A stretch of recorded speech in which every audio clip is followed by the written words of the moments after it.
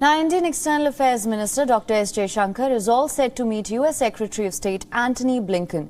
The top Indian diplomat has reached Washington and was received by US Defense Secretary Lloyd Austin. Now, Austin welcomed Jaishankar with an guard of honor at the Pentagon before the United States and the Indian delegations sat down for talks.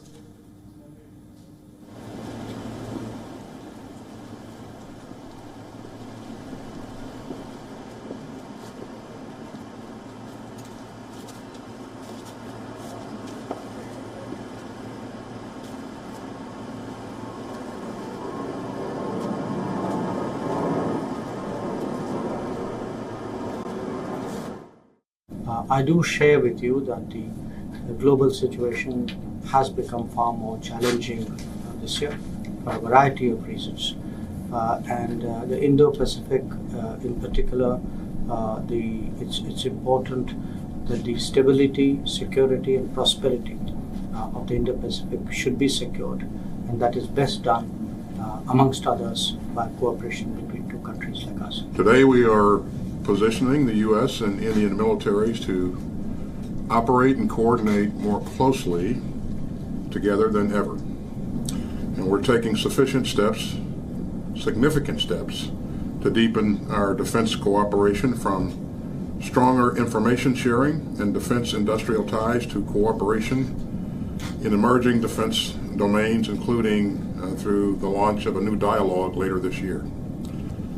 All this will help ensure that our militaries are ready for future challenges. India is a key US ally in the Indo-Pacific region, and the Biden administration says that the United States-India strategic partnership is based on shared values, including a commitment to democracy and upholding the rules-based international system. This meet comes 2 days after Dr. S Jaishankar delivered a speech at the United Nations maintaining India's neutral stance over the war in Ukraine. While New Delhi has expressed concerns over Russia's war in Ukraine, the South Asian country has maintained a neutral stance, refusing to abrogate business ties with Russia and to join Western sanctions. Now, for more on this, we're being joined by our correspondent Susan Tehrani from New York. Susan, thank you so much for joining us on this broadcast. To begin with, let's start by talking about the significance of this meet. What can you tell us?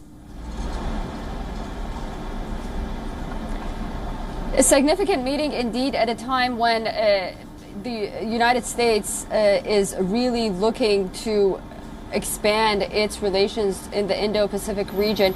And we know that there has been numerous meetings between officials from India and the United States in the past year, since the beginning of the Biden administration. I mean, we can allude to the one in April where there was a number of contracts regarding defense and other areas signed.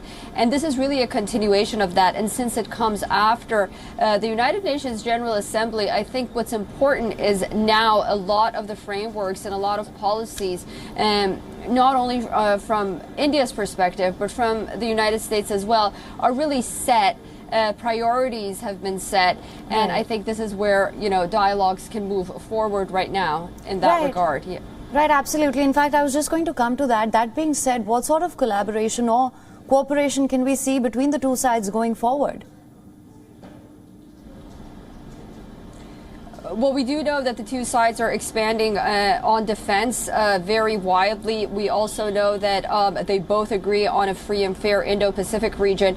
Right now, they do share really common ground on how to deal with the calamities of food insecurity that's happening around the world. And I think the United States, by initiating that conference on food insecurity, is something that I think India can also be a part of, because it plays such a major role in it as well. And I think those are things that are issues that are less talked about. But of course, the issue of trade, India, again, going back to the issue of defense, defense relations are the strongest relations between India and the United States. And I think that we'll see a lot more of that happening, considering the fact that India is moving away from Russia in a lot of ways. And I think the United States is very eager to sort of fill that vacuum.